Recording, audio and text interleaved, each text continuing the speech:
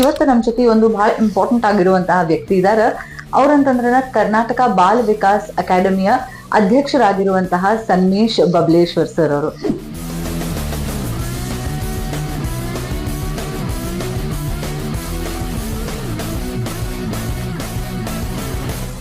ಮಕ್ಕಳನ್ನ ಪ್ರೀತಿಸುವ ಅವರನ್ನ ಗೌರವಿಸೋದು ಕರ್ನಾಟಕ ಬಾಲ ವಿಕಾಸ ಅಕಾಡೆಮಿಯ ಅಧ್ಯಕ್ಷನಾಗಿ ನಮ್ಮೆಲ್ಲರ ಬದ್ಧತೆ ಅಂತ ನಾನು ಭಾವಿಸ್ಕೊಂಡಿದ್ದೇನೆ.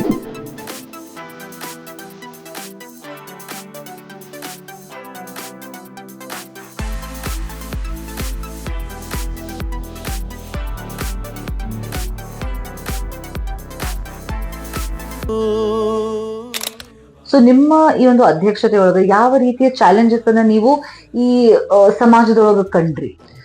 ಮೇಡಮ್, ನಾನು ಅಧ್ಯಕ್ಷನಾದ ಮೇಲೆ ಭಾಳ ಜನ ಯೋಚನೆ ಮಾಡ್ತೇವೆ, ಪ್ರತಿಯೊಬ್ಬರು ಒಂದು ಶಾಸನಬದ್ಧ ಸಂಸ್ಥೆಗೆ ಅನುದಾನ ಇಲ್ಲದೆ ಕೆಲಸ ಮಾಡಬಹುದಾ? ಫಸ್ಟ್ ಕೇಳೋ ಕ್ವಶನ್ ಏನು ಅಂದ್ರೆ, ಎಷ್ಟಿದೆ ಅನುದಾನ ನಿಮ್ಗೆ ಅಂತ ಕೇಳ್ತಾರೆ.